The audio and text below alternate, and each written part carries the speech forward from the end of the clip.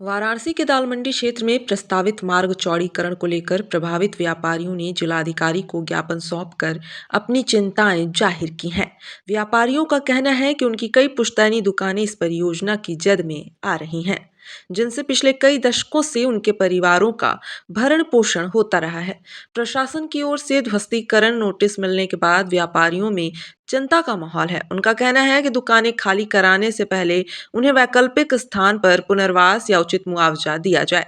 व्यापारियों ने प्रशासन से मानवीय दृष्टिकोण अपनाने की अपील करते हुए चेतावनी दी है कि यदि उनकी मांगों पर सकारात्मक निर्णय नहीं लिया गया तो वे आगे की रणनीति बनाने को बाध्य होंगे। फिलहाल सभी की नजर प्रशासनिक कार्रवाई पर टिकी हुई है। किस प्रकरण में आप लोगों ने देखिए, मेरा परिचय ये है कि मैं central bar association Banaras Varanasi का वर्ष 2025 में अध्यक्ष था। मेरा नाम मंगलेश दुबे एडवोकेट है। आज इस विषय में हम लोग वार्ता करना चाहते हैं कि जिस प्रकार से दाल मंडी में विकास और जन सुविधा के नाम पर लोगों के मानवीय अधिकारों की बलि चढ़ाई जा रही है, उसको अनदेखा करके बुरी तरह से बिल्कुल जंगल राज बना करके बुलडोजर संस्कृति फैलाई जा रही है। हमारी सरकार से ये मांग है कि निसंदेह वो विकास करें। हजारों हजार करोड़ रुपया उन्होंने बनारस में विकास के नाम पर जो झोंका है उसका ऑडिट भी करा लें कि वास्तव में जन सुविधाओं का कितना विस्तार हुआ है और जनता के जनजीवन में कितना सुधार हुआ है। क्या सीवर व्यवस्था सुधर गई है, क्या बिजली सुधर गई है, क्या बनारस के सारे मोहल्लों के तार भूमिगत हो गए हैं।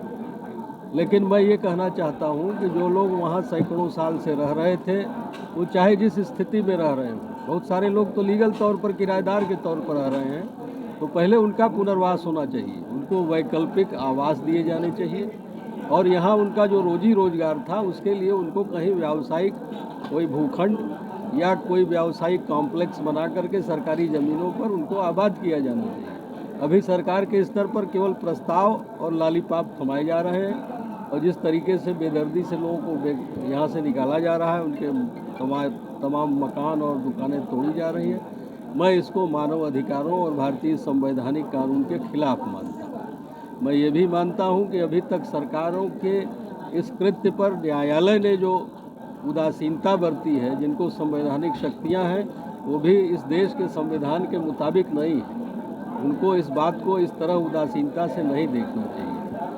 लेकिन अगर बात की जाए तो प्रशासन लगातार करा दिया था, उनको दे दिया गया है और जिनका नहीं हो वो आकर रजिस्ट्री करा दें, उसके हिसाब से मकान तोड़ा जा रहा है, तो किस पे अप्रोच? देखिए, अभी मैं जिस चौकी पर बैठा हूँ यहाँ कायनात बेगम बैठती हैं, वो वकील भी हैं। इनके परिवार के लोग 50 साल से वहाँ किराएदार थे किसी की।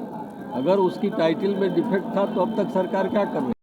मैं एडवोकेट कायनात वारसी, मेरी स्वयं की 3 दुकानें दाल मंडी में ध्वस्तीकरण में जा रही हैं, जिसको लेकर मैं बहुत आहत हूँ। मैं विकास के बाधा नहीं पहुँचाना चाहती, मैं विकास का सहयोग करना चाहती हूँ। मैं विकास के सहयोग में भी हूँ, मगर विकास करने का ये मतलब नहीं है कि आप किसी के रोजी रोजगार को बिल्कुल उजाड़ दीजिए और अपना आप रास्ता लेने के लिए आप उसको स्थापित भी नहीं कहीं करिए, उसको मुआवजा भी मत दीजिए, तो वो कहाँ जाएगा? मेरी स्वयं की दुकान, मेरा तो कोई भाई भी नहीं है, हम 5 बहनें हैं, हमारा रोजी रोजगार कहाँ से चलेगा? हमारी जीविकोपार्जन कहाँ से चलेगी? विकास होता है, जीविकोपार्जन अगर उस प्रभावित होता है तो वहाँ सुपरसीड काम करता है, मगर ये लोग बिल्कुल कॉन्स्टिट्यूशन के परे मनमानी तरीके से अपना काम कर रहे हैं, बिल्कुल तानाशाह बना दिया है, हम लोग को बिल्कुल रोड पर लाकर छोड़ दिया है। आपके जो समझ में आए करो, दुकान खाली करो।